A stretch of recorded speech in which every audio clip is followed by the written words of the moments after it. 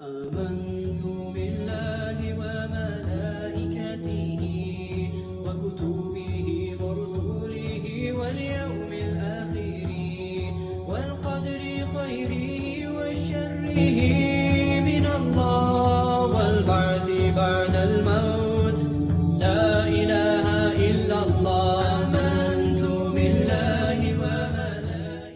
Dames et messieurs, bonjour. Ravi de vous retrouver dans le cadre de notre émission Le Politiste.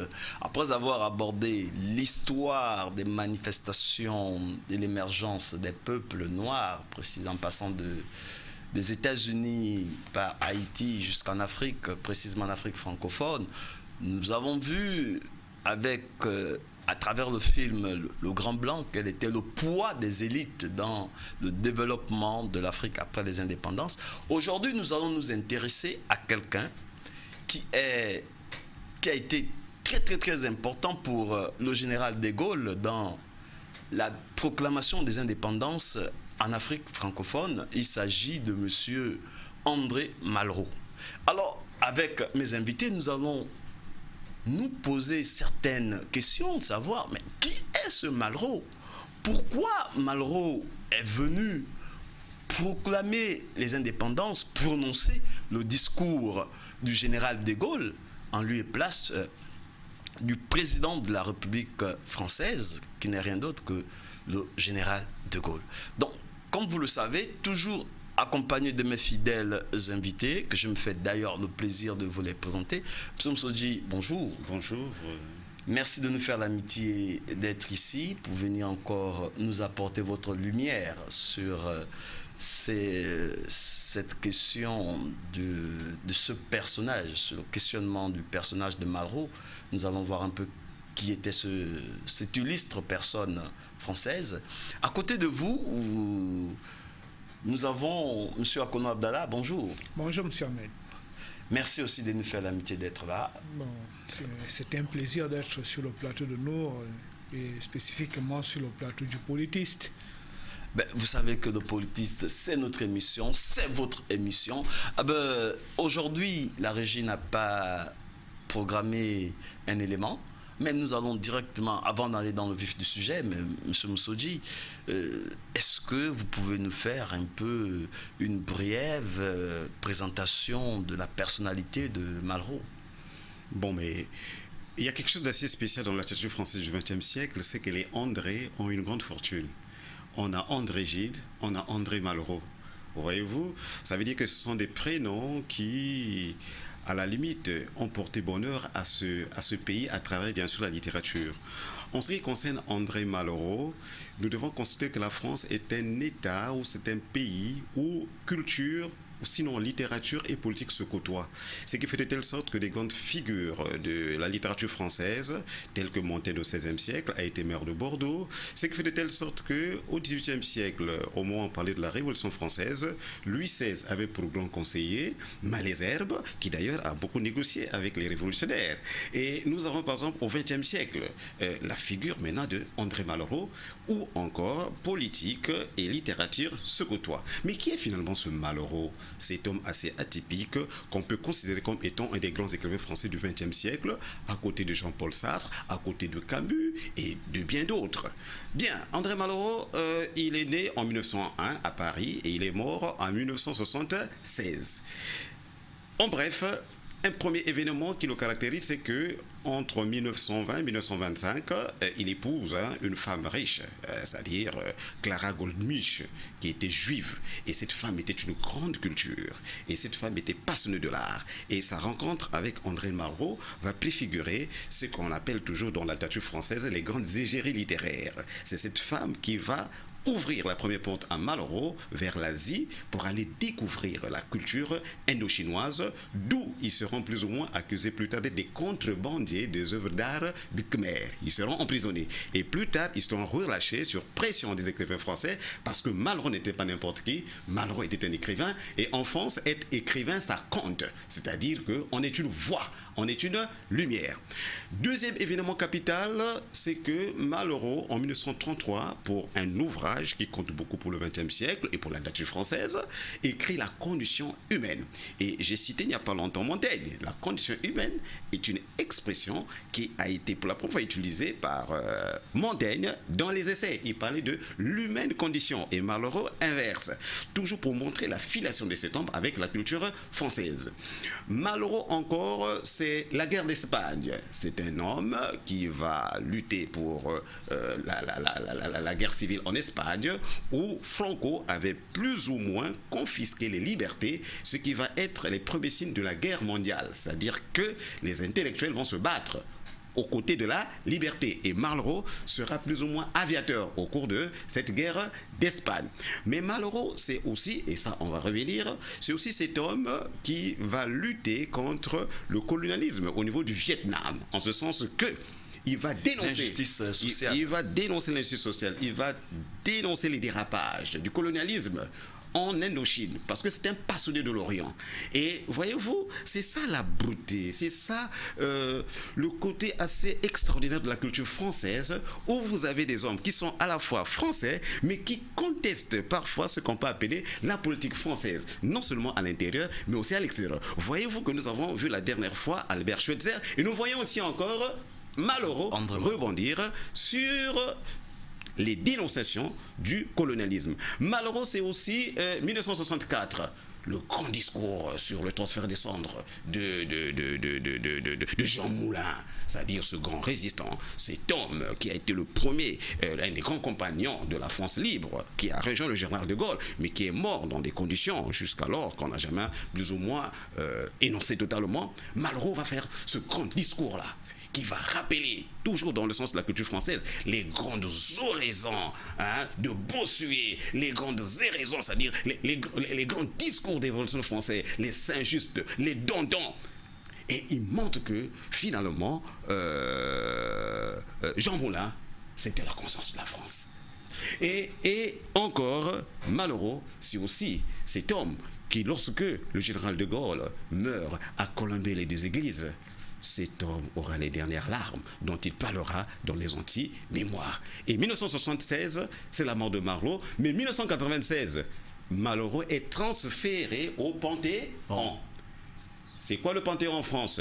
C'est le lieu où la patrie glorifie, où la patrie est reconnaissante à ceux qui l'ont servi. Et en France, le Panthéon, c'est le lieu où on rend hommage aux chercheurs, aux savants, aux hommes de culture qui ont contribué à la grandeur de la France. Monsieur Akono, après tout ce que nous venons de voir et d'entendre sur cet illustre personnage qui est André Malraux, alors la question qui vient, c'est de savoir, Monsieur Moussoudji l'a si bien dit, nous constatons que dans la tradition politique française, les hommes politiques aiment bien s'entourer des hommes de lettres. Alors, quel était finalement le lien qui existait entre André Malraux et le général de Gaulle? Ici, comprenons déjà l'histoire de la France. Donc, les hommes de lettres et les éclairés français ont toujours contribué à la lutte pour les droits de l'homme. Rappelons un fait historique, lors de la guerre d'indépendance des États-Unis, des 13 colonies d'Amérique. C'est-à-dire que la France va envoyer une frégate aller soutenir les indépendantistes américains. Effectivement. Donc ici, la France, et c'était le fait des hommes de culture qui ont voulu aller se sacrifier pour l'indépendance de cette nation nouvelle qui est devenue aujourd'hui les États-Unis d'Amérique. Quelque part, les États-Unis d'Amérique sont redevables aux hommes de science et de culture français. Donc lorsque la France tombe sous le joug, nous avons la statuette de la paix. Lorsque la France, lui qui est un cadeau, effectivement. de la France, c'est le nom de Bartholdi, qui est alsacien comme Albert Schweitzer d'ailleurs. Bartholdi. Lorsque la France tombe aux mains des Allemands, on a le mouvement de la résistance qui se met en place. Et autour de ce mouvement de la résistance, vous avez également les hommes de culture qui n'acceptent pas que la France, que cette nation qui a contribué à la libération d'autres nations, tombe sous le joug d'un système totalitaire où l'on va bafouer les droits de l'homme. À ce moment, Malraux s'engage. Et Malraux devient, pendant la résistance, l'ami intime, le confident du général de Gaulle. Et lorsque de Gaulle accède aux plus hautes fonctions, il est obligé de s'entourer parce que de Gaulle, militaire, va trouver cette complémentarité en intégrant les hommes de lettres. Et comme M. Moussodji l'a si bien dit, Malraux sort ici. Lorsqu'il fait la connaissance du général de Gaulle, il a déjà un parcours littéraire bien garni. Donc, ça devenait pour de Gaulle une nécessité de s'entourer de telles intelligences. Et la mission aussi, lorsque de Gaulle revient avec la Ve République, il donne une mission à Malraux, celle de redorer la culture française, celle de restaurer la culture française. Et même dans le discours d'indépendance que Malraux va lire à Libreville, Malraux se réfère toujours à ce passé de la France. Il se réfère aux héros du passé. Il se réfère à cette culture qui a tant contribué à la libération des peuples. Nous allons revenir en profondeur dans l'analyse de ce discours qui nous a tant impressionnés. Et ce que je voulais également dire sur l'histoire de Malraux, en analysant un peu le contexte dans lequel Malraux se retrouve en prison. Mais Malraux ne se retrouve réellement pas en prison parce qu'il est contrebandier. La prison de Malraux, en fait, c'est une réponse des autorités coloniales d'Indochine qui n'arrivent pas à accepter qu'un Français débarque et mette en place, en fait, soutienne un mouvement indépendantiste, dénonce les dérives de la colonisation. Donc, la contrebande n'a été en quelque sorte qu'un prétexte. Et c'est pourquoi Malraux, bénéficiant du soutien des écrivains et des hommes de lettres dans l'Hexagone, retrouve sa liberté. Donc il faut comprendre aussi pourquoi Malraux, parce que dans l'histoire on dira qu'il était contrebandier, mais en principe c'était une réponse à ces activités anticolonialistes. Il fallait à un moment donné le museler, le faire taire. Et lorsqu'il sort de prison, il repart en France parce qu'il devenait un élément perturbateur dans le système colonial français dans l'Indochine. C'est juste. Monsieur Moussodji, quel est votre avis? Bon, la question s'adresse à vous deux. C'est une question qui s'adresse à vous deux. Donc, avant de prendre d'abord l'avis sur le passage de Malraux, nous constatons que le général de Gaulle, au lieu d'envoyer son ministère, ou son ministre, autant pour moi, son ministre des Affaires étrangères, comme on le voit, si le président de la République est empêché, il est représenté par son ministre des Affaires étrangères. Mais nous constatons que non, ce n'est ni le ministre des Affaires étrangères, ni un autre ministre qui serait envoyé en Afrique pour prononcer le discours d'indépendance. Mais c'est Malraux. C'est Malraux. Pourquoi envoyer un ministre des Affaires culturelles? C'est une question très très intéressante et qui montre aussi la complexité du général de Gaulle. Et je crois que mon confrère Abdallah l'a déjà signifié ou l'a déjà signalé. Il faut qu'on reconnaisse d'abord une chose, c'est que de Gaulle était un homme de culture. Et ce n'est pas n'importe quel général. Et vous savez, en France, les généraux sont des hommes de culture. D'ailleurs, Napoléon lui-même, lorsque vous lisez le mémorial, c'est un des chefs de la littérature française. Et de Gaulle avait déjà à son actif des ouvrages comme Le Fil de l'épée, La discourse sur l'ennemi, qu'il avait fait connaître dans les milieux militaires comme étant un homme sur qui on pouvait compter, quoiqu'il fût pendant longtemps éclipsé par Pétain, pour qui il avait d'ailleurs beaucoup d'amitié. Lorsque de Gaulle rencontre Malraux, et je vous assure, l'histoire ou les théories de l'histoire disent que c'était une véritable un coup de foudre. Parce que pour Malraux, le général était le père qu'il aurait pu avoir.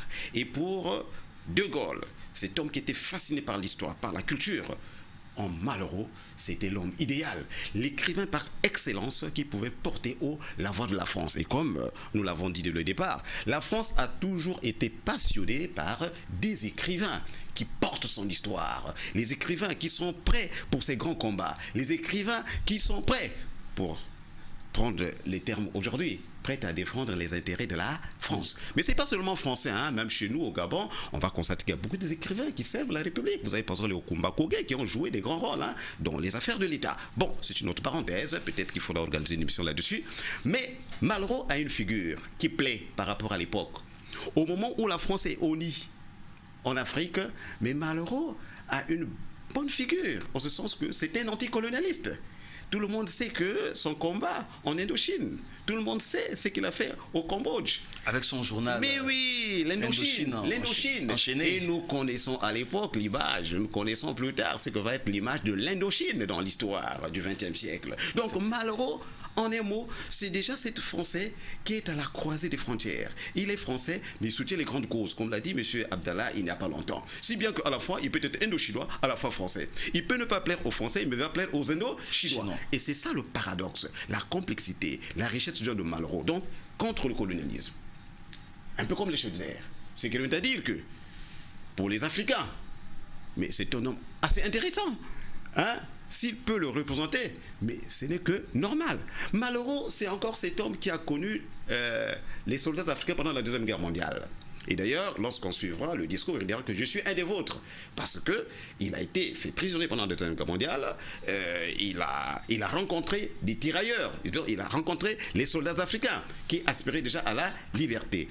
Malraux, c'est aussi cet homme-là qui est présent à la guerre d'Espagne. C'est-à-dire qu'il lutte contre le totalitarisme. C'est qui revient à dire que l'homme, par rapport au climat des indépendances, c'était l'homme du moment pour parler aux Africains. Et puis n'oublions pas un fait très important, c'est que Malraux était très connu, était très lié à un des grands hommes de la culture africaine, qui n'est autre que Léopold Sédar Senghor. Ouais, Monsieur Abdallah, c'est vrai que M. Moussoudi a fait pratiquement le tour de la question, mais quel est votre avis? Bon, comme on l'a si bien dit, en fait, nous l'avions dit dernièrement que les indépendances en Afrique obéissaient à un contexte international qui était favorable. Et lorsqu'on regarde un peu la classe politique française, celui qui était plus ou moins en phase avec le contexte, c'était réellement André Malraux. Donc il fallait maintenant donner cette responsabilité à une personne qui comprenait les enjeux du moment. Oui. Et Malraux a vite compris, dès son passage en Indochine, qu'il fallait maintenant penser à rendre la colonisation plus humaine. Il fallait un jour penser à transférer les compétences aux autochtones, aux indigènes. Donc Malraux, lorsqu'il arrive, c'est avec cette envie, ce besoin. C'est l'homme qui est proche des partis communistes. Il a longtemps séjourné en Russie, proche des partis communistes. Donc, il était membre du Parti communiste. Hein? Il était membre du Parti communiste. En fait, quand il est proche du Parti communiste, il était vraiment proche de l'URSS, hein? De la maison mère du communisme. Donc, il avait déjà ces idées antitotalitaires, il avait déjà cette position qui était plus ou moins favorable à un transfert de compétences aux populations indigènes. Il était opposé au totalitarisme en Espagne, comme il a si bien dit. Donc, au sortir de la guerre, c'était en quelque sorte l'homme de la situation, l'homme qui comprenait le langage des peuples colonisés et qui avait soutenu un tant soit peu ce discours-là des indépendances. Et même là, quand vous regardez un peu, Malraux, à travers son œuvre littéraire, cherche également à montrer que l'humanité a besoin d'être réformée. Il va falloir à un moment donné mettre tout le monde au même pied d'égalité. Et Malraux cherche également à travers ses actions, en fait, à s'immortaliser. Donc, le général de Gaulle immortalisé, Malraux qui est dans son sillage cherche également à s'immortaliser, d'où tout son débat sur l'art. Comment vaincre la mort? Donc à travers la création artistique, on peut s'immaculer, on peut vivre éternellement, même après la mort de la chair. Donc ici, Malraux, à travers son action politique, à travers ses luttes anticolonialistes, était réellement l'homme qui comprenait le contexte. Et c'est aussi un passionné de l'art nègre. C'est aussi un passionné de l'art nègre. Mais un petit détail, excusez-moi. Rapidement. Oui, un petit détail très important, c'est que le ministère des Affaires culturelles est une création nouvelle dans l'histoire de France sous De Gaulle. Et c'est Malraux qui va pour la première fois gérer le ministère des Affaires culturelles chargé du rayonnement de la culture française. Cela n'a jamais existé. Il n'y a qu'au XVIIIe siècle que Louis XVI avait tenté avec Malesherbes pour créer ce ministère. Mais ça n'a pas eu lieu. C'est ce qui montre la proximité entre Malraux et De Gaulle pour créer un ministère qui n'existait nullement. Je veux prendre vos avis sur ce passage de son discours de M. André Malraux. Il dit ceci, je le cite, « Depuis près de 8 jours, je parcours l'Afrique pour lui transmettre un message de liberté. Je redirai ici, bien entendu, ce que j'ai dit dans chacun des pays où je suis allé, car la France n'a pas changé d'opinion tous les 2 jours. » Alors, quel est votre avis? Je commence avec vous, Monsieur Akono. Bon, ici, la France n'a pas changé d'opinion, c'est-à-dire qu'ici, la France va rester fidèle à certains de ses engagements. Donc, il est venu délivrer un message du général de Gaulle, un message de la France. Et ce message n'était tout autre que les indépendances. Et même dans le discours, il va un peu plus loin. Nous vous léguons une structure administrative, une structure économique, qui sera maintenant au service de la République gabonaise. Donc ici, il vient avec ce discours-là qui dit maintenant, vous êtes là, les peuples africains, vous êtes libres de disposer de vous-même, mais la France vous lègue toute une culture. Et cette culture, toute une civilisation, toute une administration, toute une économie que vous devez maintenant prendre en main. Et à travers ce discours aussi, il va également mettre en quelque sorte les bases même de l'actuelle francophonie. Je pense que c'est lors de son voyage qu'il comprend qu'ici, pour que la culture française rayonne dans le monde, il va falloir montrer l'intérêt qu'auront les Africains à préserver ce lien avec l'ancienne métropole. Bon, mais pour moi, là vous êtes déjà allé en profondeur. Mais pour moi, quand je vois la première partie là je vois d'abord Malraux le poète. Là c'est encore le poète. Là c'est le poète et il répond d'abord au protocole ordinaire et autres là. C'est le poète. C'est le poète, c'est l'homme de la liberté. Mais l'homme d'État va surgir. Et je pense que c'est là où le discours de Malraux est assez intéressant. Comment il va passer du lyrisme, comme l'est sa personnalité, et maintenant au problème profond. Comment dans ce discours va se manifester le Malraux poète dès le début, dès l'entame du discours, et maintenant l'homme d'État, l'homme politique. Moi, c'est cette métamorphose-là qui me passionne, qui m'intéresse dans le discours de Malraux, et qui est un chef-d'œuvre. Qui est un chef-d'œuvre. N'oublions pas qu'en France, les discours font partie de l'art, de la littérature. Et c'est ce que vous avez déjà abordé. Essayez un peu de nous expliquer, de nous éclairer là-dessus. Comment se fait-il que le poète Malraux se détache de sa veste de poète pour mettre la casquette politique. Et c'est très intéressant, il faut compter sur l'âge. Malraux est né en 1900, nous sommes en 1960, il a 59 ans. C'est désormais un homme mûr, donc le temps du romantisme est passé. Et cet homme qui a analysé, bien sûr, la Révolution française, l'histoire de France, l'histoire de l'humanité, comprend que dans toute histoire, il y a toujours des chimères. Dans toute histoire, il y a des mots, il faut être pragmatique. Et là, c'est le Malraux, homme politique, homme réaliste, qui comprend maintenant que il y a un moment de rêve, il y a un moment de réalité. Et comme le disait déjà Machiavel, que lorsqu'on parle des problèmes de l'État, il faut purger en soi ce qu'on peut appeler le lyrisme, et être sec, et être froid, et être concret. Et c'est cet homme d'État qui va maintenant se manifester en Malraux. Ce n'est plus la littérature, c'est maintenant les intérêts de la France. C'est maintenant la France qu'il faut défendre. Mais c'est aussi ces peuples africains-là qui deviennent des partenaires. Sans quoi ou sans qui l'histoire de la France ne peut plus se faire. Car reconnaissons-le que dès la découverte de l'Amérique, l'Europe est sortie plus ou moins l'Europe ne peut plus exister sans les autres peuples. Donc du coup, quel discours faut-il tenir avec ces hommes qui maintenant aspirent à l'indépendance, comme l'a si bien dit Abdallah, par rapport à ce que nous avons comme témoignage aux États-Unis, en Haïti? Comment les intérêts, comment est-ce que l'histoire de la France va désormais se refaire face à ces nouvelles relations?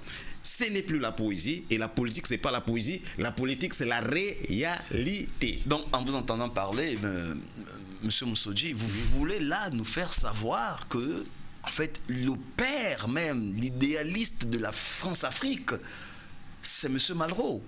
Bon, je crois que... Parce que quand on vous entend parler, je crois que je préfère que mon confrère Abdallah pioche encore dans ce qu'il a soulevé il n'y a pas longtemps sur la francophonie, les fondements de la francophonie. Parce que ce qui est intéressant, c'est que ce discours de Malraux, je lisais il n'y a pas longtemps des textes, on l'a souvent oublié. Même quand on parle des dates importantes de Malraux, on oublie bien sûr son passage en Afrique là. Et je pense qu'il peut encore revenir parce qu'il a soulevé un point très important en disant que les fondements... Oui, je crois effectivement, que... Oui. Et moi je vais revenir sur un autre point. Donc, nous allons avancer. D'abord, il y a encore un autre passage très important aussi que je trouve, que j'ai jugé, partagé avec vous. C'est toutefois, il me semble que dans son discours, l'intéressé, donc Monsieur Malraux, revient toujours, nous donne toujours il revient sur une leçon d'histoire. Ce qui nous amène souvent à nous interroger sur le devenir même des pays colonisés par la France. Où, voici ce passage, tout ne sera pas fini, mais enfin le cercle sera brisé. Vous voyez? Bon, moi, je n'ai pas compris ce passage. Bon, il faut dire que c'est un texte que j'ai travaillé quand j'étais étudiant. Je l'ai toujours relu. Mais j'aimerais partager un peu, prendre votre avis sur ce passage. Tout ne sera pas fini, mais le cercle sera brisé. Oui, mais justement, nous revenons encore, et je crois que c'est ce qui est intéressant dans le discours de Malraux, c'est que c'est un texte à grande compétence historique. Ça veut dire que dans l'indépendance du Gabon, il y a aussi une grande part de l'histoire de l'humanité qui se joue. Et d'ailleurs, il le signale. Et il cite d'ailleurs Lénine, quand Lénine dit que qui tient l'Afrique, tient le monde. C'est Lénine qui le disait. Et lui, il a beaucoup travaillé sur Lénine. Alors, ici, il veut dire quoi? Tout ne sera jamais fini. Mais peut-être le cercle peut être brisé. Le cercle va être brisé, c'est quoi? C'est plus ou moins ce rapport primitif, plus ou moins ce rapport grandiloquent qui existait entre la France et l'Afrique, à travers bien sûr l'esclavage, à travers peut-être la colonisation. Donc il y a une dimension plus ou moins protocolaire qu'ils respectent, en ce sens que ces États accèdent à l'indépendance, et ça, la France dit chapeau. Mais maintenant, quelle sera la nouvelle politique? Maintenant, quelle sera la nouvelle économie? Et maintenant, comment allons-nous gérer les accords entre les pays africains et la France? Et notamment le Gabon. Alors, Monsieur Moussodji, je vais vous relancer. Lorsque vous parlez des accords, Monsieur Malraux, il nous dit toujours dans son discours qu'il y a des accords féconds, des accords meurtriers. Je disais que ici nous sommes dans la réelle politique. Ici, Malraux n'est plus le poète. Ici, Malraux devient l'homme politique. Il devient l'homme d'État. Il défend ce que va être la coopération. Il défend ce que va être la relation entre le Gabon et la France. Et précisément dans les pays... dans les pays... Le giron... Dans le giron francophone. Ça veut dire quoi? Africain. Ça veut dire que ceux qui vont désormais diriger les nouveaux pays africains, anciennement placés sous le giron de la France, il y a des accords qui doivent privilégier. Mais il y en a d'autres. Si seulement vous les pistonnez, alors il y aura l'épée de Damoclès de la France qui va ressurgir. Ce qui revient à dire que la France n'a pas totalement lâché l'Afrique. Elle n'a pas dit merde à l'Afrique, comme disait Georges Simenon. Mais la France est toujours avec l'Afrique en respectant ce qu'on peut appeler un partenariat où jusqu'à présent, la France peut encore peut-être son mot à dire, peut-être son aide à apporter, peut-être la coopération, j'aime bien ce terme-là, sa coopération à enrichir.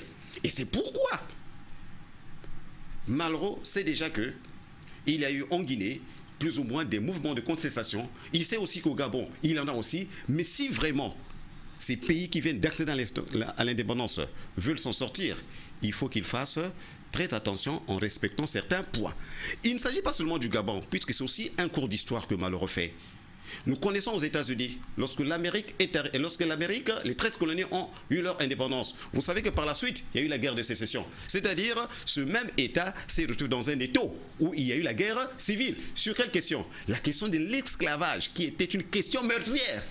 Parce qu'on se pose la question, faut-il libérer les Noirs ou pas? La question que Washington avait plus ou moins évitée va encore rebondir. On arrive encore en France. La Révolution française est là. Il y a des gens qui pensaient que la France devait être royaliste. D'autres pensaient que non, il fallait mettre fin à la monarchie au détriment bien sûr de la République ou de la liberté. Nous connaissons les éléments que la France a connus après 1789. La France n'a pas été un fleuve tranquille jusqu'en 1848. Donc voyez-vous, près de 50 ans de vagabondage politique. Et malheureux, c'est que l'histoire du Gabon est plus ou moins répétitive de ce qui s'est déjà passé ailleurs. Et vous voyez, avec toute la connaissance qu'il a pour l'histoire, et délégué ici par le général de Gaulle, il veut en fait plus ou moins déjà donner des stratégies, des stratagèmes, et peut-être dialoguer avec les hommes qui doivent comprendre qu'on ne fait pas l'histoire avec de la brutalité et qu'il faut éviter peut-être des réformes à la limite brûlantes qui peuvent coûter cher. Mais voici ce qu'il dit, je vais vous relancer, M. Akono. Il dit « J'ai la conscience extraordinairement profonde que ce qui se joue ici est une partie du destin de l'Afrique et à coup sûr une partie du destin du monde. » Monsieur Akono. Non, comme je l'ai dit, Malraux s'inscrit dans le contexte géopolitique et géostratégique de ce temps. L'enjeu est de taille. Pourquoi? Parce que la France, en Algérie, est en difficulté. Nous sommes en 1960, l'Algérie qui va devenir indépendante en 62, mais il y a une guerre d'indépendance qui bat son plein en Algérie. En 1954, nous sortons de la guerre d'Indochine, où la France a subi une défaite militaire historique.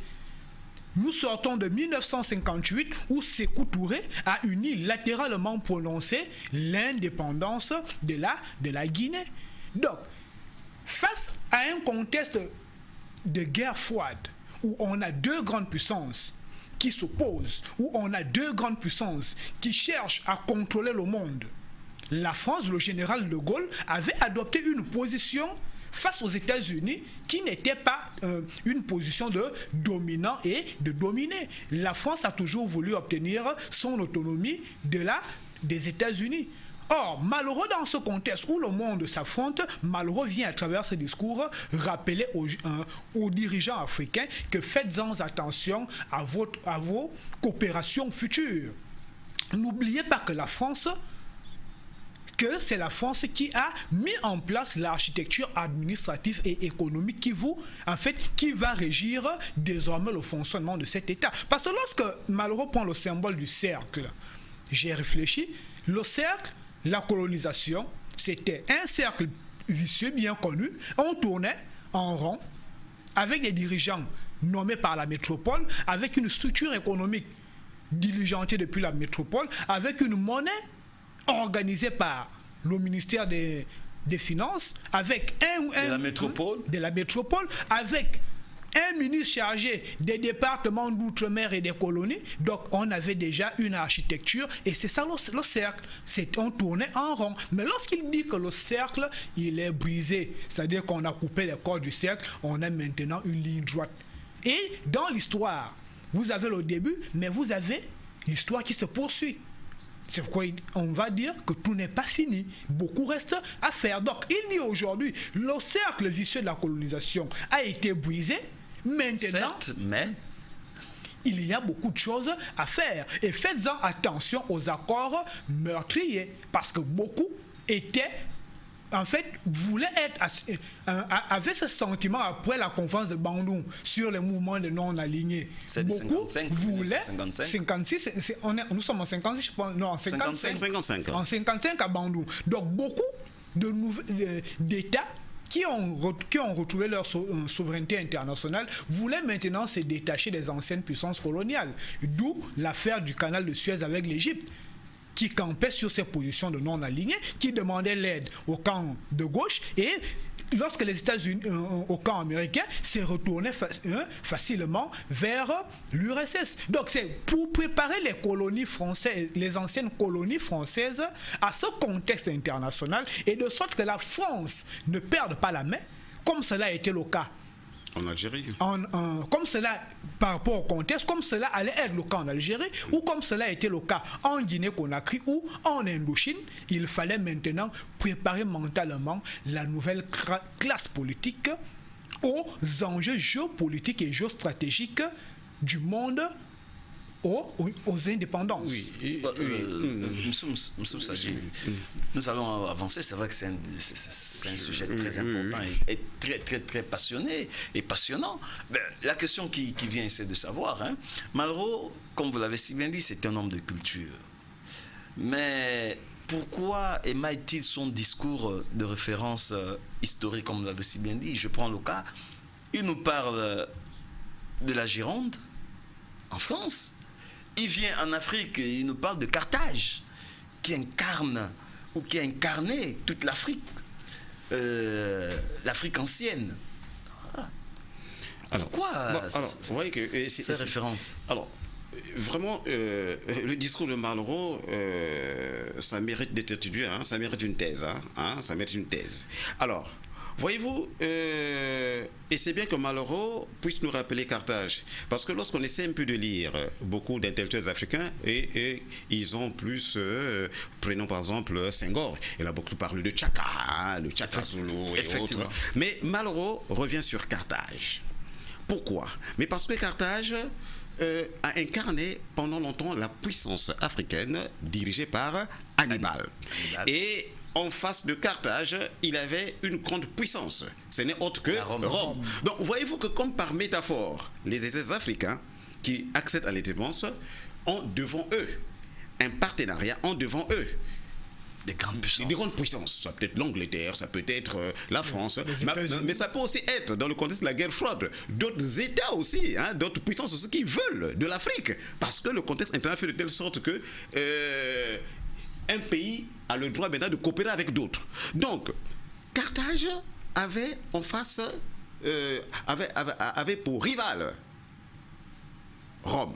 Et que disait un sénateur romain chaque jour qu'il était au Sénat Caton? Il disait, il faut détruire Carthage. Parce que si Carthage est une puissance, si Carthage, dirigée par Hannibal, continue à régner, Rome ne va pas exister. Et chaque fois à l'Assemblée nationale, il le rappelait. Donc, voyez-vous déjà ici, nous avons déjà ce rapport entre l'Afrique et l'Occident, hein, qui est déjà mis en exergue pour montrer que la guerre des États est une guerre qui est ancienne. Et qu'est-ce qui va se passer? C'est que Hannibal tombera et finalement Rome finira par broyer Carthage. C'est-à-dire que l'Afrique tombera sous le bras guerrier ou le bras fort des Romains qui symbolisent l'Occident. Mais finalement, Malraux ne le dit pas au hasard. Malraux veut rappeler à ceux qui dirigeront ces États africains, d'ailleurs, il y a une particularité que vous êtes encore faibles. Hein? Et dans toute l'histoire de l'humanité, les États qui ont privilégié leurs propres intérêts ont été condamnés à périr. Ce qui revient à dire que jeunes États, c'est vrai qu'il y a de l'espoir. Oui. Non, je vais vous relancer. Oui, je vais vous relancer. Oui. Parce que c'est ce qu'il nous dit finalement. La question qui me vient, c'est de savoir, est-ce une leçon transmise à nos dirigeants lorsqu'il dit, je le cite, nous rappelle comment ont terminé les États qui ont privilégié leurs intérêts, au détriment de celles de la métropole. Bien, alors, vous voulez que je... Allez-y. Bien, alors, Ici, ça dépend du regard, hein, de l'optique de chacun de nous, du critique. Bien. Je peux dire que c'est une pédagogie. Hein, il met les animateurs politiques de l'Afrique devant les réalités de la gestion ou de l'exercice du pouvoir. Ce n'est pas du tout de la poésie, ce n'est pas du tout un concert, ce n'est plus le temps de l'indépendance tcha-tcha, on a dansé. Maintenant, nous sommes devant ce qu'on appelle la gestion de l'État. Et il est féru. C'est-à-dire qu'il nous rappelle ici la gestion d'un Machiavel, la gestion d'un Napoléon. Mais c'est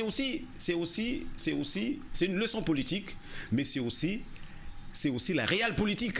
C'est-à-dire qu'il met les animateurs politiques devant l'art de gérer le pouvoir, qui s'apprend dans un contexte, qui s'adapte aux événements pour que finalement ceux qui sont des vrais animaux politiques, des vraies bêtes politiques, puissent survivre. Et je crois que c'est à partir de là qu'on peut comprendre que Léon Mba, finalement, avait bien compris Malraux.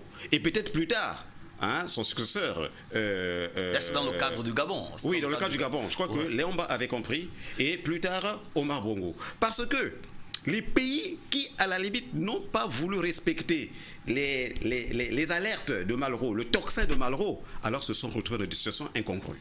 Vous voyez, par exemple, du côté du Congo, vous avez l'abbé Fuller Youlou, parce que n'oublions pas qu'entre 1960 et 1965, il y aura des situations imprévisibles sur le plan politique en Afrique centrale. Vous avez Youlou qui va partir, et vous savez qui avait-on accusé?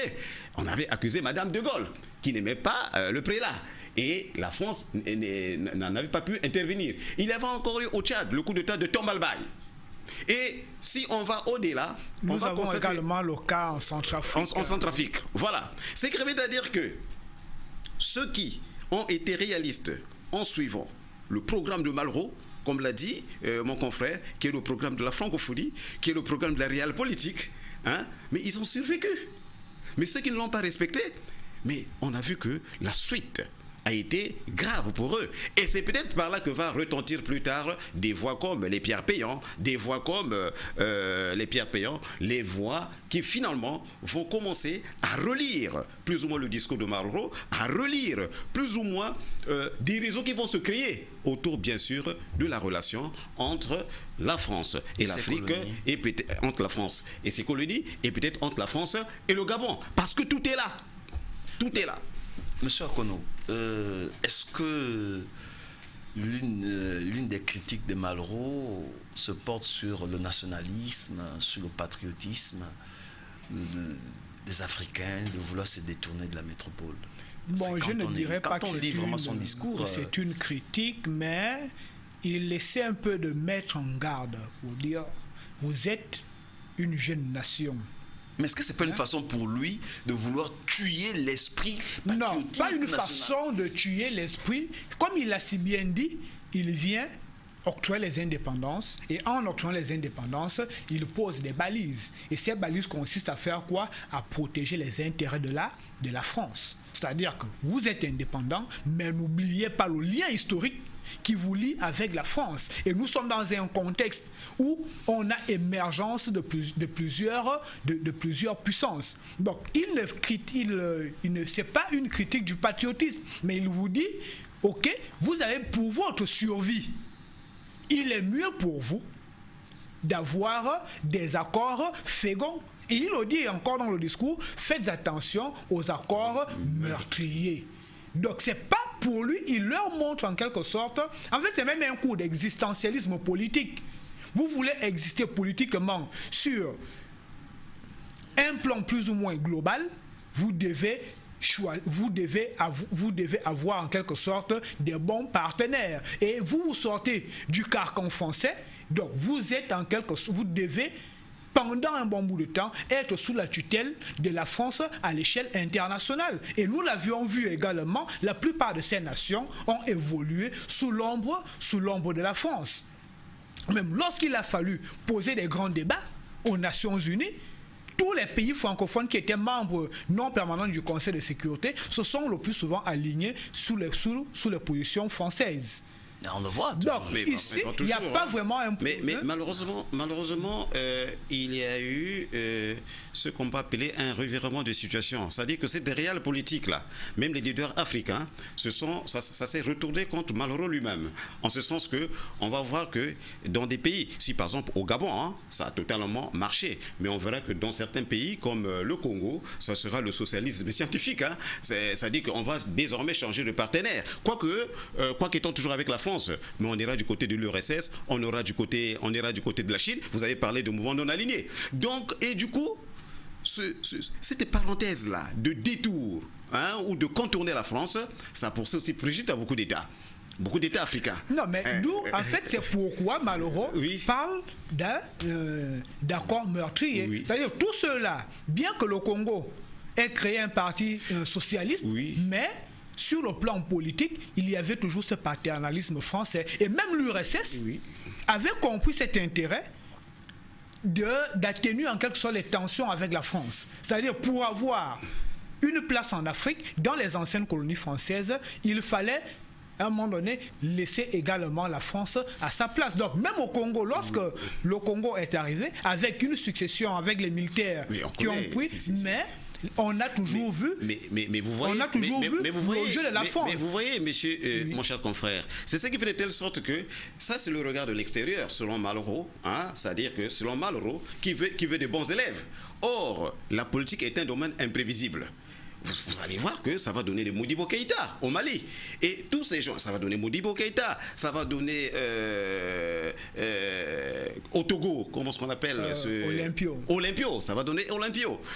Ça va donner chez nous Barthélemy Boganda en Centrafrique. Hein? Ça veut dire qu'il a eu deux choses. Malheureux, hein, va avoir en Afrique ce qu'on peut appeler des bons disciples. Hein? Des bons disciples. Mais il y aura des gens qui vont comprendre que non.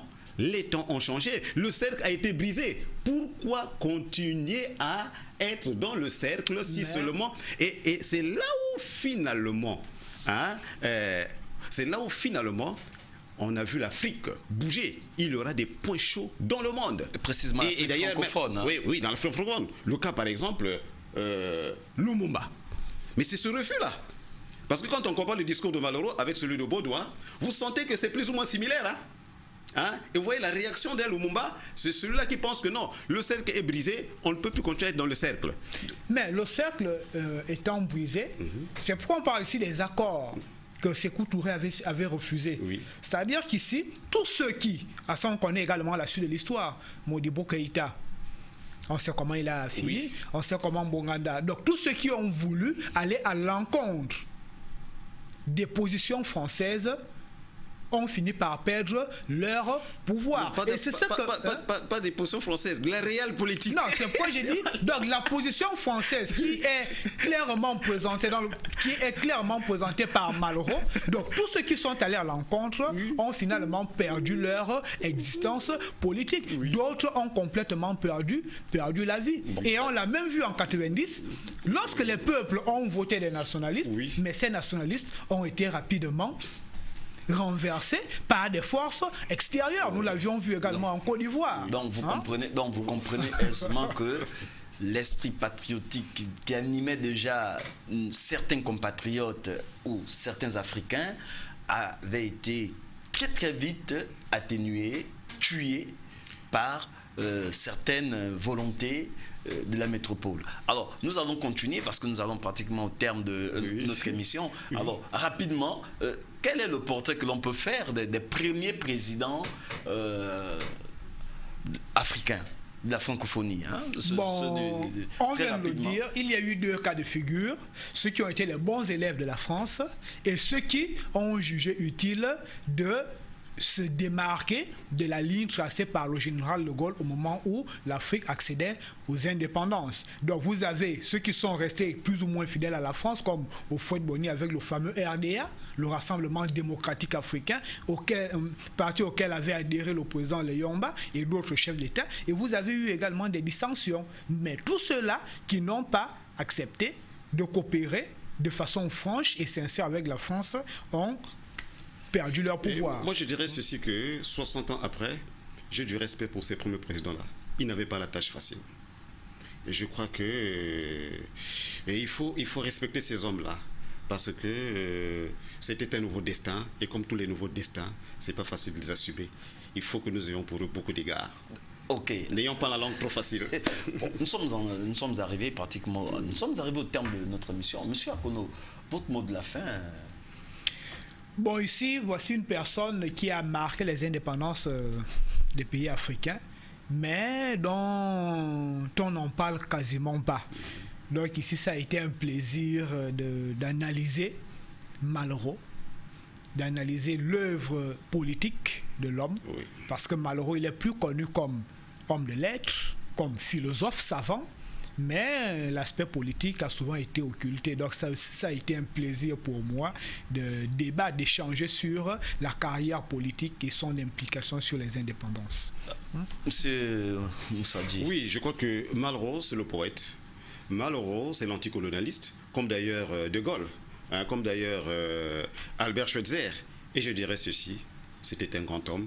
Et comme tous les grands hommes, ils sont ambigus, ils ont des zones d'ombre, ils sont mis dans des conditions telles que parfois, ils font des choses qui parfois s'écartent de leurs rêves.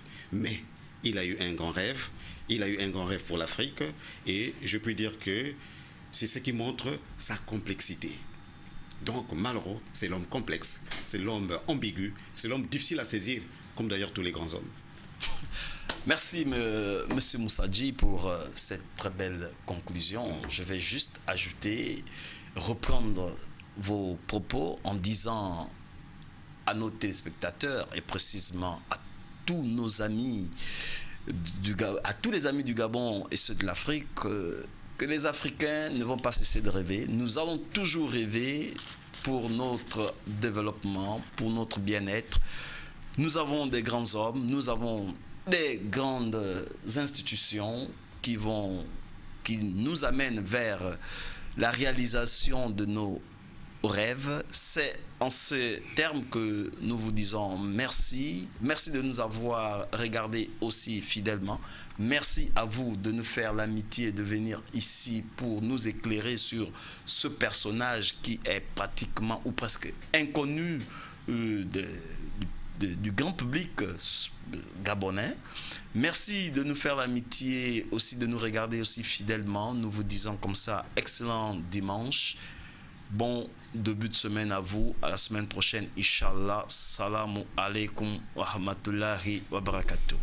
Ah, c'est vraiment...